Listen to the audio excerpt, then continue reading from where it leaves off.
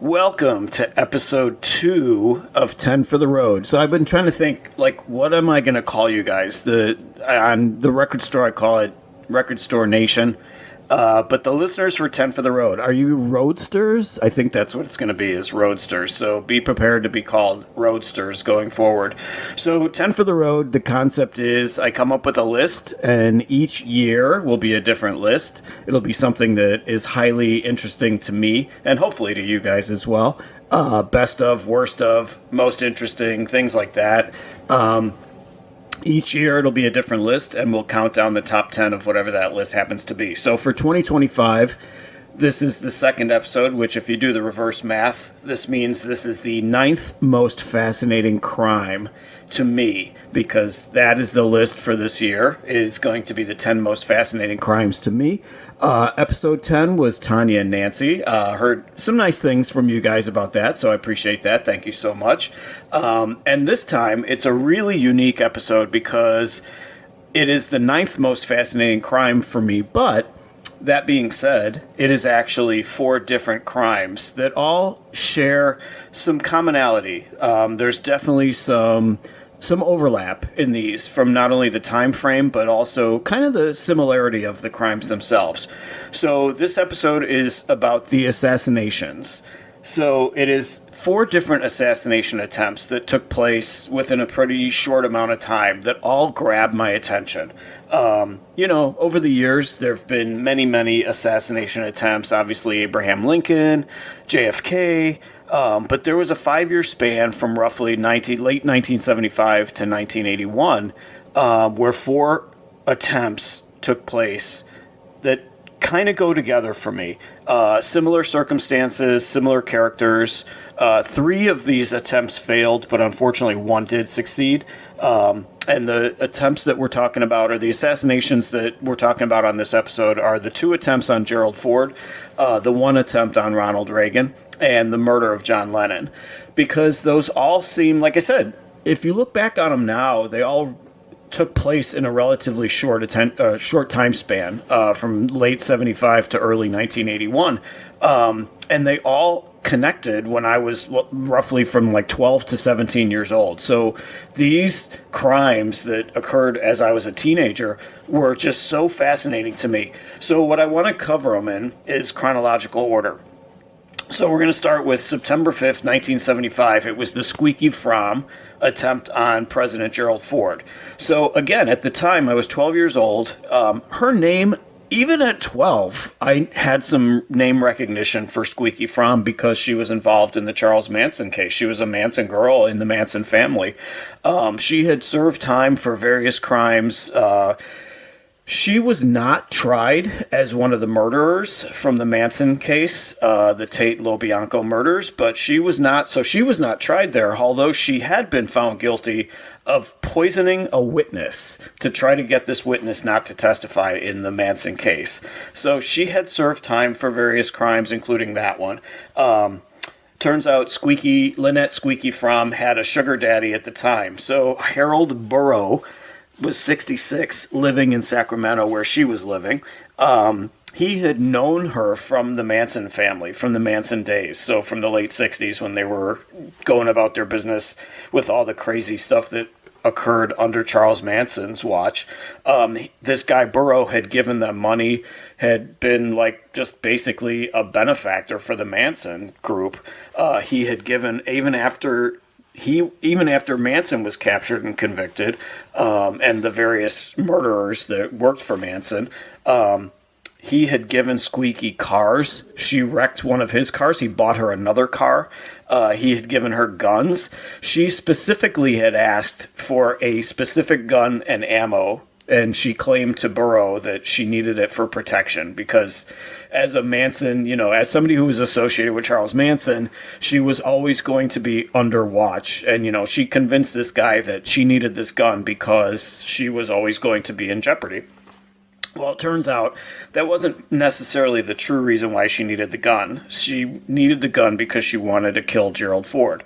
So she found out, and you're going to see this as in doing the research on these 4 cases, you'll see a common thread in that these perpetrators had so much access to find where their victims were going to be at any given time. I feel like it's just, I don't, even though there was no internet back then, and obviously it was a lot less of the information superhighway, these people managed to somehow find ways to find out where Gerald Ford, for instance, in this case, was going to be.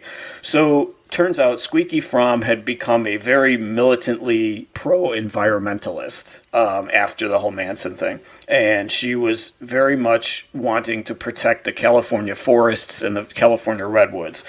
Turns out President Gerald Ford, was in Sacramento to speak for an event, hoping to get votes for his votes in California rather for his reelection, which was coming up.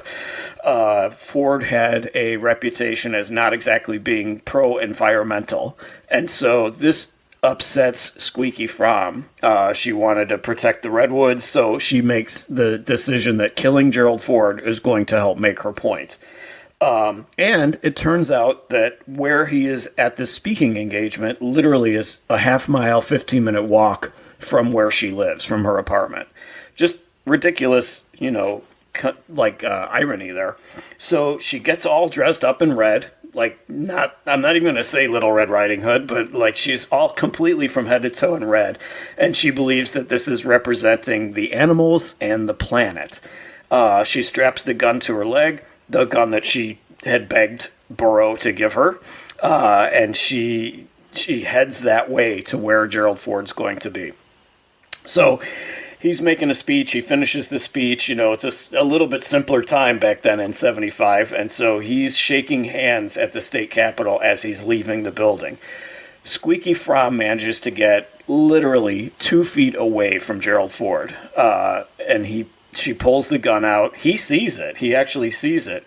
And she had ammunition in the gun, but there was no bullet in the chamber. So she fires and nothing happens. So no bullet is shot at that point because she didn't have, even though she knew in her mind there was ammo in the gun, there was no bullet in the chamber, so nothing happened.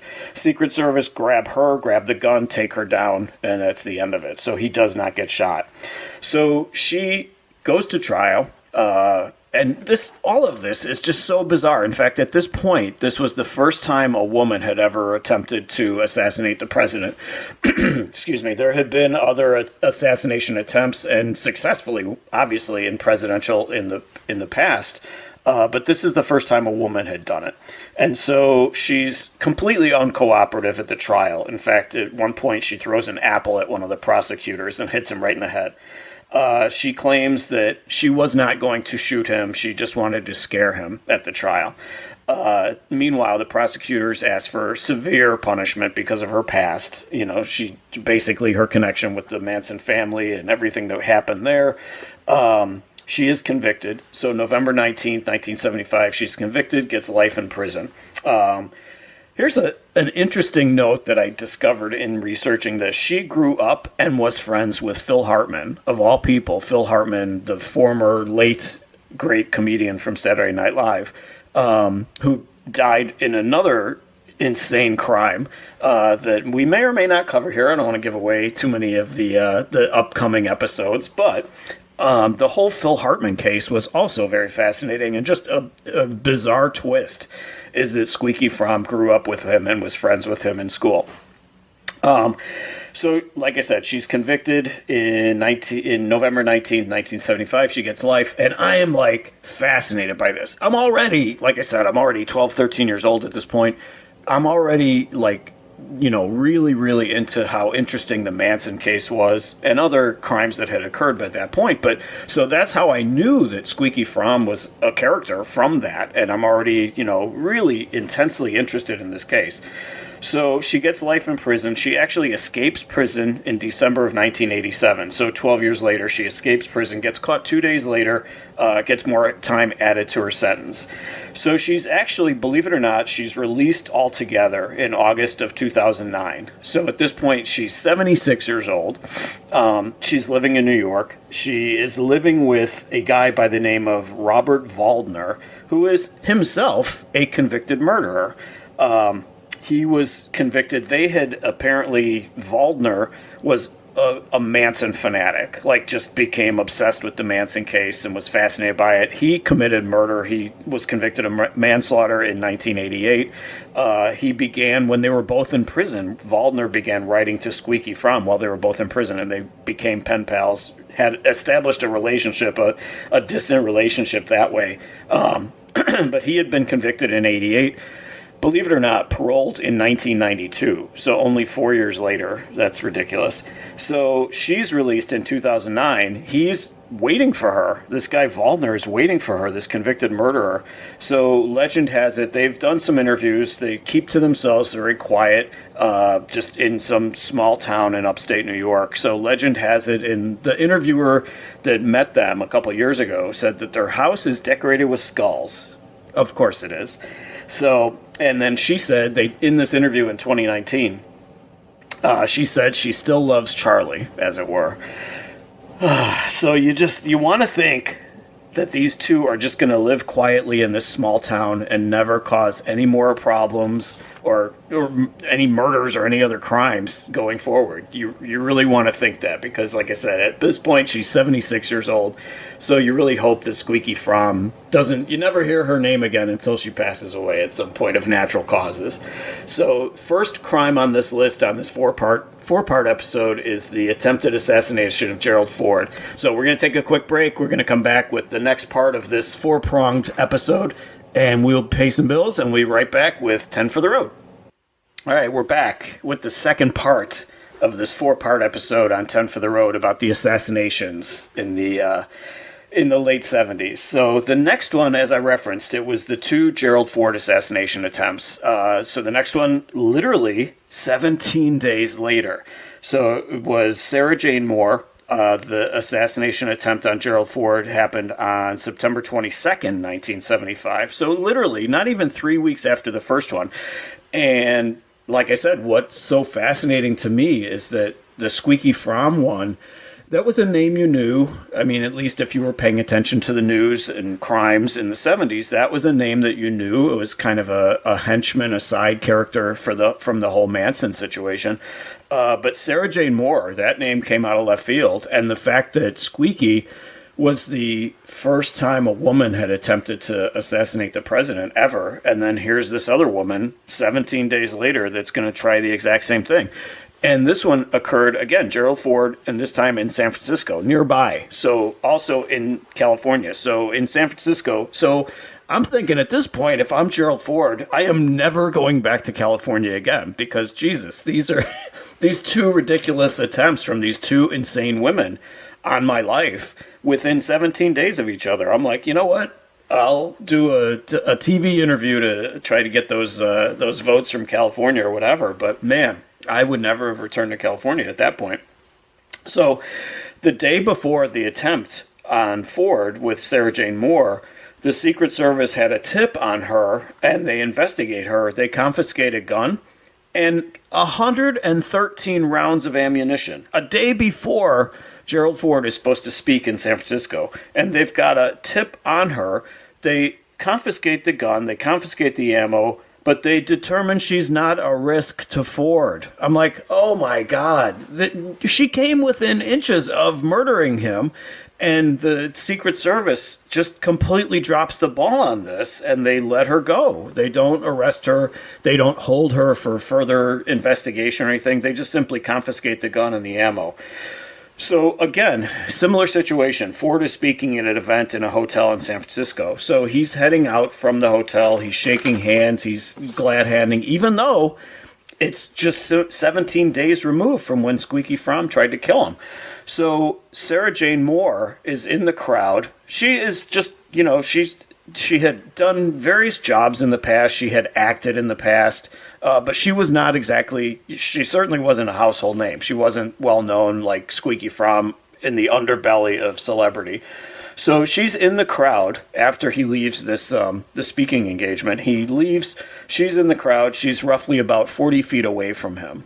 And she fires 2 shots and misses him by literally inches. So the first shot misses him by inches.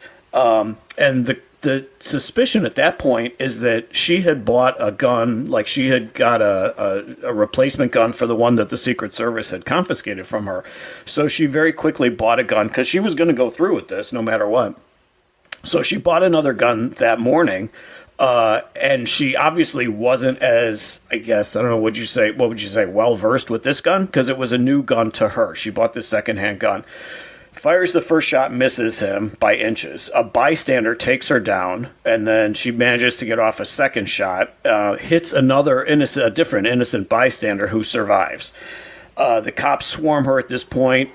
So Ford is not hit. The one bullet that did hit somebody hits an innocent bystander.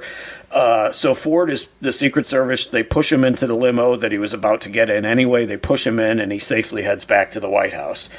So Sarah Jane Moore says that the motive for this was to spark a violent revolution for change in America. So that was what she wanted change in America, and that's what she wanted to start with this shooting of Ford. So again, I'm swept up in this. I'm literally like 12 years old. I am swept up in how fascinating all this is. The Sarah Jane Moore character, not as interesting per se as Squeaky Fromm, but the fact that it followed so closely is what really links the two together, because both these two women tried the exact same thing. So, a couple interesting things. So Sarah Jane Moore pleads guilty in December of 1975. She gets life in prison. She is paroled in December of 2007 at age 77. So again, like I said with Squeaky, you kind of want to think that, man, at 77, hopefully you're no longer going to be a danger to society at that point.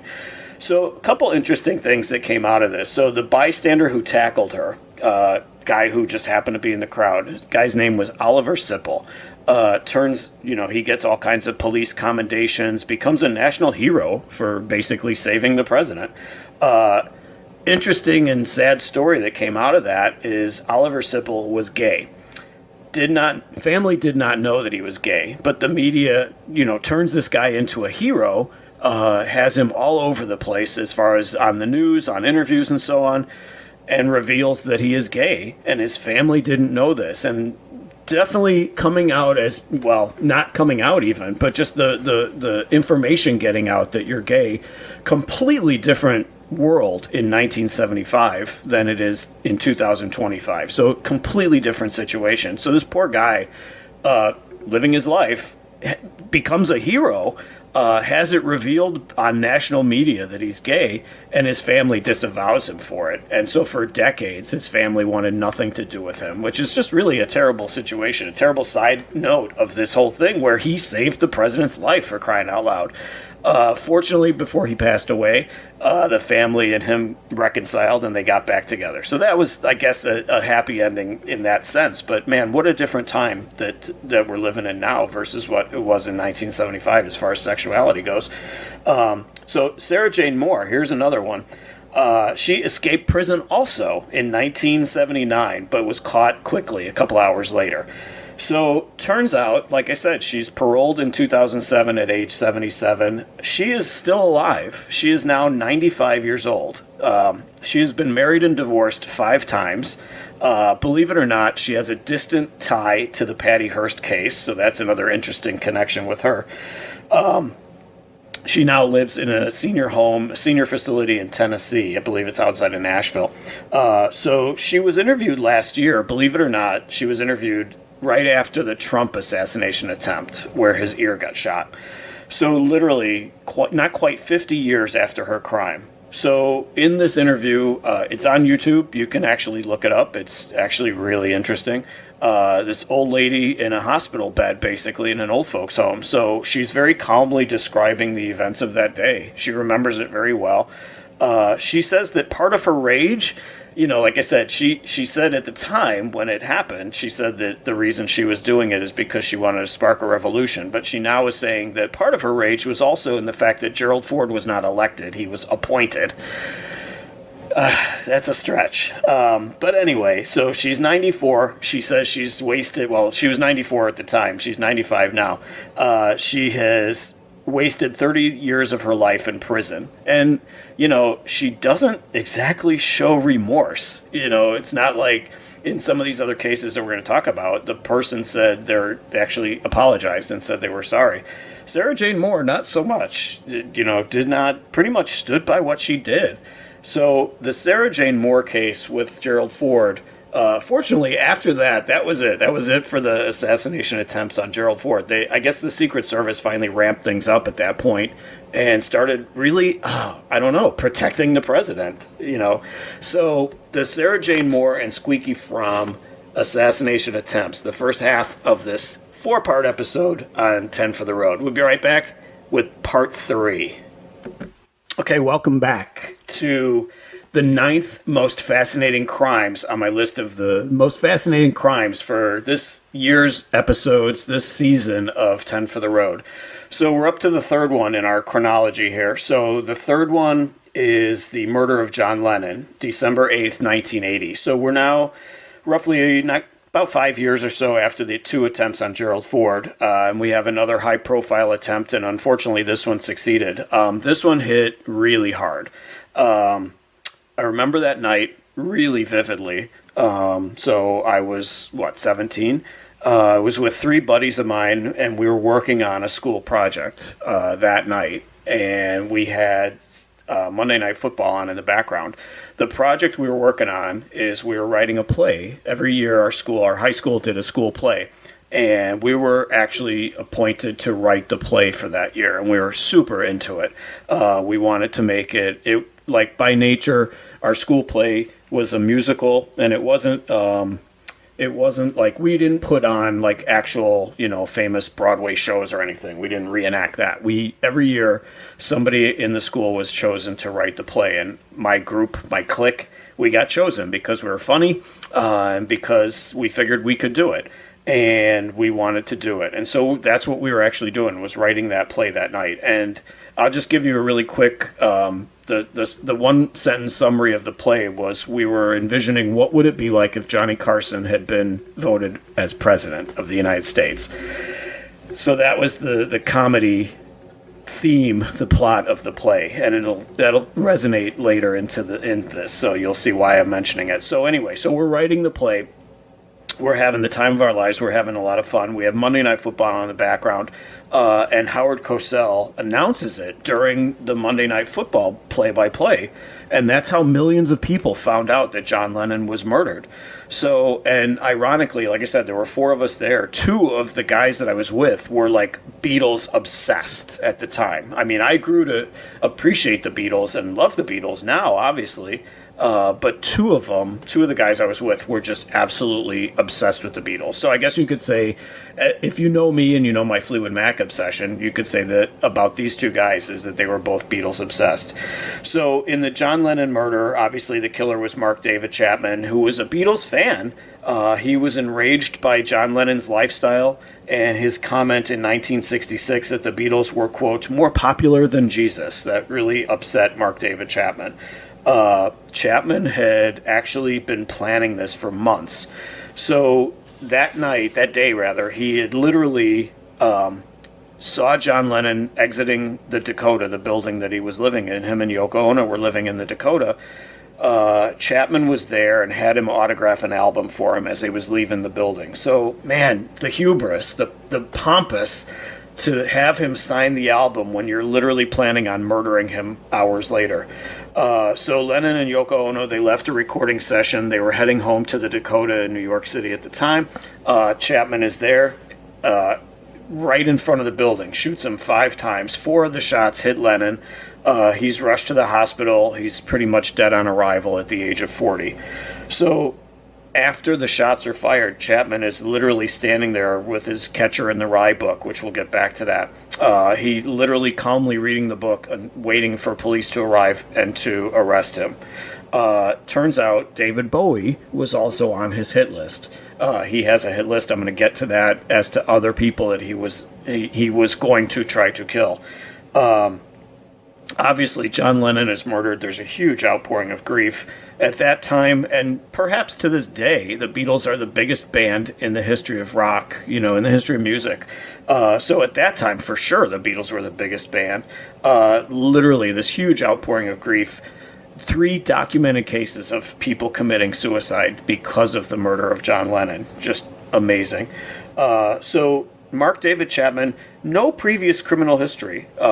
He had read the book Catcher in the Rye, which shaped him as the protagonist in that book rages against hypocrisy and rages against phonies. I've not read the book, so I'm just going based on the Cliff Notes version here, but rages about hypocrisy and phonies, and that's how Chapman eventually began to see John Lennon as being a phony, because he would preach about, giving and loving and harmony and peace and, having nothing. Imagine there are no possessions and so on. And yet John Lennon lives in a mansion and has cars and has yachts and all this stuff. So Mark David Chapman began to see hypocrisy in John Lennon, and it eventually overtook him altogether.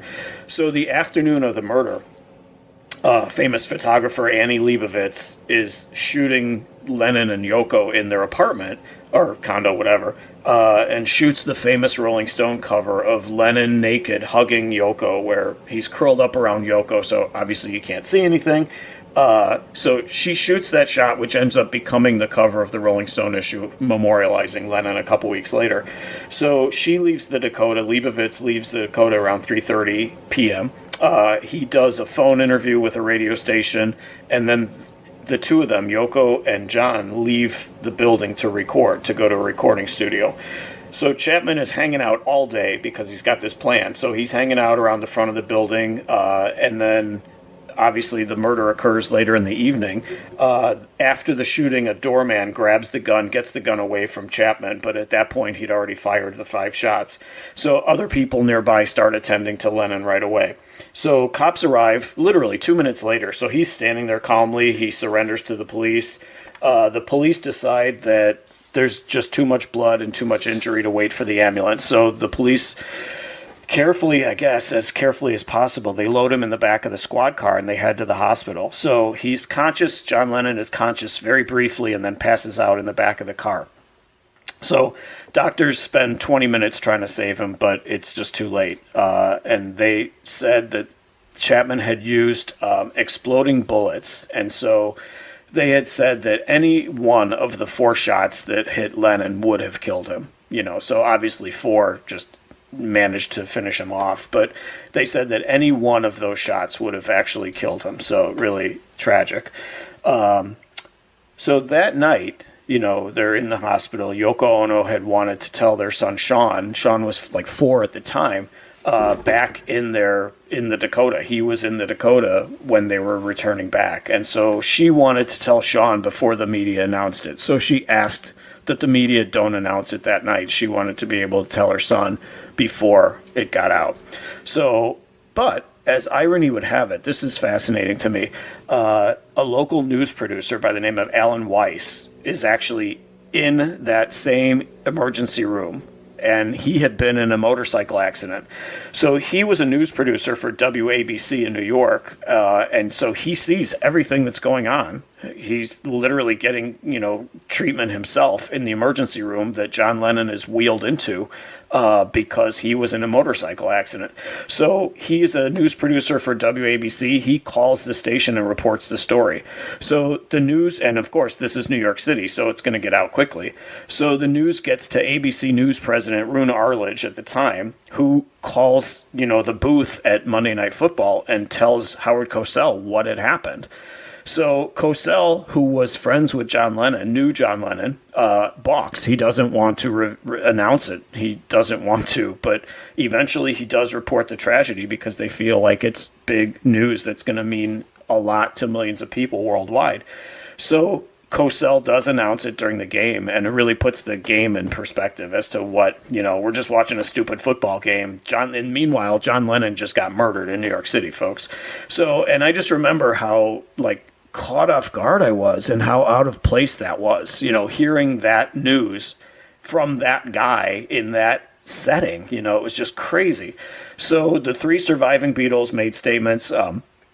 Obviously, Ringo Starr and George Harrison were broken up, and Paul McCartney was actually criticized because he responded very flippantly and very casually. And then he says later on, he says that the reason he responded in such a flippant manner was that because he was in a state of shock, and he could not articulate what he really wanted to say, but obviously acknowledged what a tragedy it was. So another interesting person involved here is Keith Richards from the Rolling Stones. Keith Richards says in an interview that he was actually in that neighborhood, in the neighborhood of the Dakota in Manhattan when it happened that day. And Keith Richards found out about it. He heard about it probably the same way the rest of us did. He grabbed a gun and went looking for the killer. So thankfully nothing happened there, with Keith Richards, and he's still around. So anyway, so Yoko in passing afterwards, Yoko asks for 10 minutes of silence on December 14th. She chooses December 14th to remember John. She asks all the fans for 10 minutes of silence. So 30,000 people gathered in Liverpool, and 225,000 people gathered in Central Park to commemorate John Lennon that day on December 14th. So back to Mark David Chapman. So he's convicted of second-degree murder. He gets 20 years to life.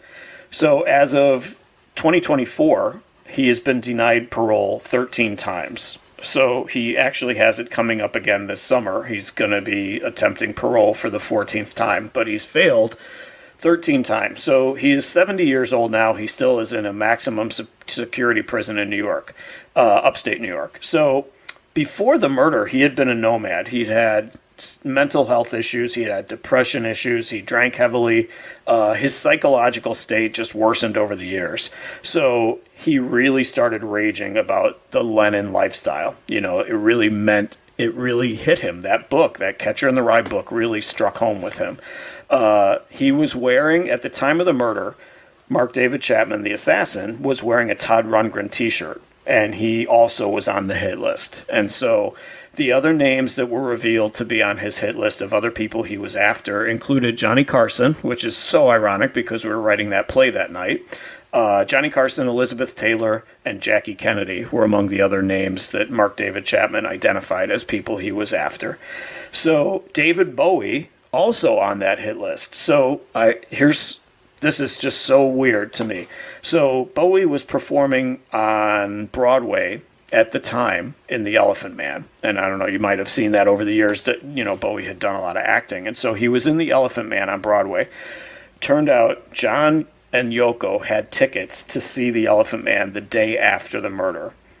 Guess who else had tickets? Mark David Chapman had tickets. All three of them, John Lennon, Yoko Ono, and Mark David Chapman, all had front row tickets to see The Elephant Man the night after the murder.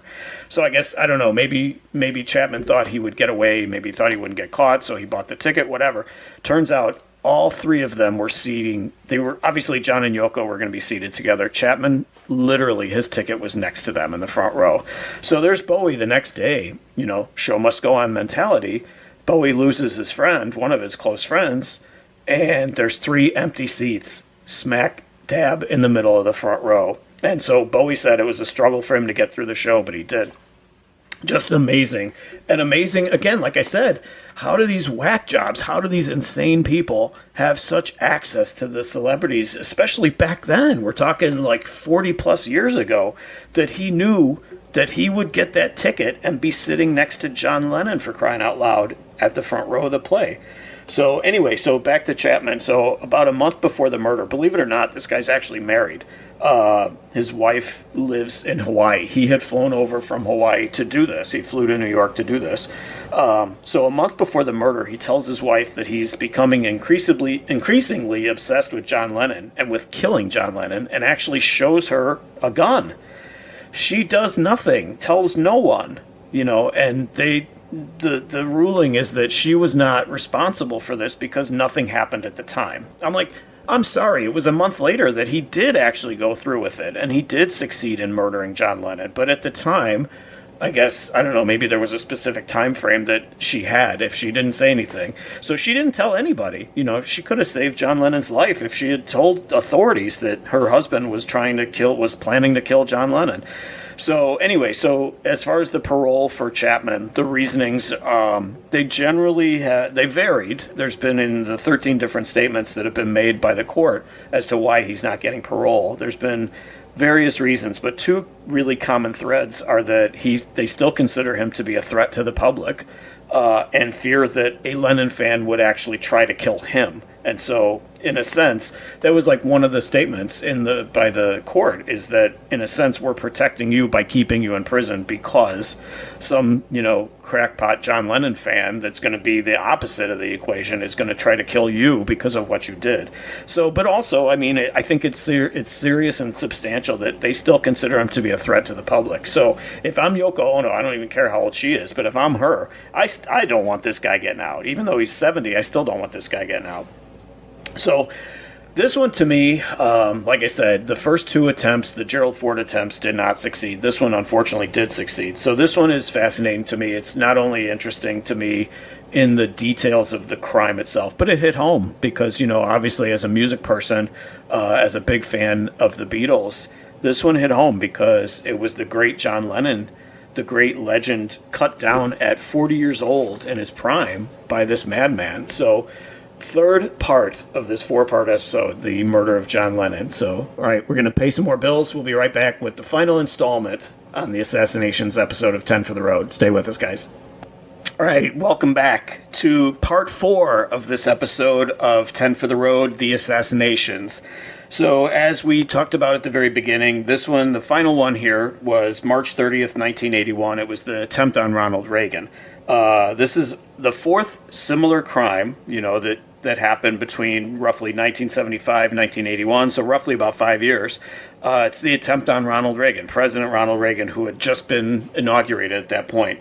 This is John Hinckley Jr. And I know, if you look back on these names from back then, you might not remember all of the details about Hinckley and about Chapman, but those two crimes just so linked to me, the Lennon one and then the Reagan one, which the attempt on Reagan was literally about 3 months later.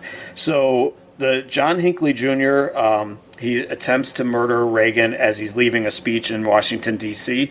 And if you remember, the famous reasoning for Hinckley was that he was doing this to impress Jodie Foster, which became, down the line, not immediately for sure, but down the line became a punchline on late night, talk show guests or talk show hosts' monologues. The Jodie Foster thing became, I remember it becoming a punchline at some point, but that became such a big part of this story, was the whole Jodie Foster connection. So in the attempt, again, it's in Washington, D.C., Reagan is hit. Reagan is actually hit, and he's stabilized at the hospital. He stays in the hospital for about 2 weeks. 3 others were hit by shots, too. A Secret Service agent was hit. A D.C. cop was hit. And the one that really stood out at the time, the name that really stuck with you, was Press Secretary James Brady was hit in the head and suffered brain damage. He actually passed away in 2014, and at the time, they linked his death, however many, 30 years later, they linked his death to the injury that he sustained that day. And so his death was considered a homicide, but Hinckley did not stand charges for this because he had already been convicted. In a sense, he was actually found not guilty by reason of insanity, but he had already done his time. So, interesting stuff with Hinckley. He had seen Taxi Driver over 15 times. He was obsessed with Jodie Foster. I mean, I didn't realize how deep it went because, again, I'm only like 17 when this is going on. So I don't have and of course, no internet back then, so you don't have the access to all the details on these things. His obsession with Jodie Foster was freaking disgusting. So he identifies with Travis Bickle. That's the Robert De Niro character in Taxi Driver. So, Travis Bickle had tried to save the teen prostitute Jodie Foster in that movie. So Hinckley stalked Jodie Foster for years. She was famously, again, so much information was out there. It's really amazing. So he went to Yale University. He tried to enroll in Yale because she went to Yale. So really just bizarre how close he got to the situation. So he had started, the plan for him was actually to kill Jimmy Carter. At one point, there's a photograph of John Hinckley within 1 foot of Jimmy Carter. He's actually arrested in October of 1980. So not long before the Reagan attempt. The Reagan attempt was only about 5 months later. So Hinckley's arrested in Nashville at an airport because he has a gun in the airport. So he's illegally possessing a gun in the airport. Carter had been in Nashville that day. So he was as close to killing or attempting to kill Jimmy Carter as he managed to get as close to Reagan. So Carter had been through that airport that day. He was arrested that day, and then he was released. So again, I don't want to say inept police work, but man, these guys they were like so right there. So he switched his attention to Reagan down the line because Carter was voted out. Carter lost the election to Reagan, and Reagan took office in January. So he switched his attention to killing Reagan. So he kept writing letters to Jodie Foster. She actually, to her credit, she turned him into police, but the police couldn't find Hinckley. So he goes to District of Columbia. He goes to Washington on March 28th, ready to go through with the plan. He's 2 days away from the plan. He's in Washington. He writes one last letter to Jodie Foster saying that he's not going to go through with it if she agrees to spend the rest of her life with him. So just a madman. So Reagan he was exiting the hotel where he had done a speech. He had only 30 feet to walk from the hotel to the limo that he was about to get in. So he chose, it was optional to him at the time, to wear a bulletproof vest. He chose not to because he only was walking 30 feet. So Hinckley's in the crowd. He manages to get off 6 shots, and he misses Reagan with all 6 shots. But he hits the other guys. And then one of the bullets, the 6th bullet, actually ricochets off the limo, and that's the bullet that hits Reagan and does damage to Reagan. So once again, a bystander takes down Hinckley. The Secret Service, they jump on Reagan, they push him into the limo to get him away. 2 guys actually in the crowd. One guy originally takes down Hinckley. Second guy jumps in. The cops literally have to pull them off of Hinckley because they're beating the crap out of Hinckley, I guess. And so the cops have to pull them off. And I think the cops fired a shot because they wanted to scare these guys to get them off of Hinckley. So credit to these 2 for taking down Hinckley. So before any other damage could be taking place here. So Reagan walks into the hospital. He's already suffering a broken rib, punctured lung. He's got internal bleeding. He insists on walking into the hospital, and then he collapses once he gets in. Once the photo op of him walking in like a cowboy, he collapses in the hospital. So they operate. The doctors say that these shots, he was 70 at the time. They say that these shots would have likely killed any 70-year-old man who was not in as good a shape as Ronald Reagan was in. So the fact that he took good care of himself physically saved his life. So in the meantime, Jodie Foster, she's 18 at the time. She gets bodyguards. She takes time off school. She's now surrounded by bodyguards. And believe it or not, a series of copycat stalkers emerge for Jodie Foster. So a guy by the name of Edward Richardson, for a time, had planned to kill her. So he's arrested on charges that he was planning to kill Jodie Foster. So just, man, imagine what this poor girl is going through at 18 years old. So she actually testified at Hinckley's trial, but she will not make eye contact with him. You can't blame her. He throws a pen at her, and he is removed from the courtroom. And so, to this day, Jodie Foster rarely has talked about the case. And again, you can't blame her because, man, that is the kind of thing that could just screw somebody's mind up for their entire lives. So, more power to her for being an Oscar Award winner and just having a magnificent career and just going on with her life after all this insanity. Reagan eventually, within about 2 months or so, resumes presidential duties. His approval ratings soar, because he's a hero. He survives getting shot, walks into the hospital, and manages to go back to the office. So anyway, in the trial, as I said, Hinckley is found not guilty by reason of insanity in June of 1982. He is put into a mental institution where he is until 2006, at which point the restrictions lessen on him. He's allowed access to get outside. He's allowed more people coming to see him and so on. it's a little less strict. And then in 2016, he's released fully under court supervision. He has to check in and so on, but he is released fully. So he is out on the streets. John Hinckley is out on the streets since 2016. He is now 69 years old. Again, like I said about Squeaky Fromm, you like to think that these people are not going to cause any more trouble. Interesting thing, he released a statement after the Trump assassination attempt. Also, as we talked about earlier with Sarah Jane Moore, he releases a statement on YouTube. Turns out John Hinckley has a channel on YouTube. Who knew? Condemning it. He condemns the violence, and he quotes John Lennon. He has the absolute audacity to quote John Lennon and say, "Give peace a chance," and just says that we need to, even though I am linked with a very violent act, please don't be that way, and please, condemns the violence after the Trump attempt. So Ronald Reagan's daughter, Patty, and ironically, Trump himself had condemned Hinckley's release when he was released. So interesting that Trump did, as well as Reagan's daughter. That makes sense. Reagan's daughter wouldn't want this guy on the streets. So June of 2022, he apologizes both to the Reagan family and to Jodie Foster in an interview. Since his release, he's recorded music. He's painted. He's done, it reminds me of like Gacy in the sense that Gacy painted and stuff when he was in prison. But Hinckley's recorded music.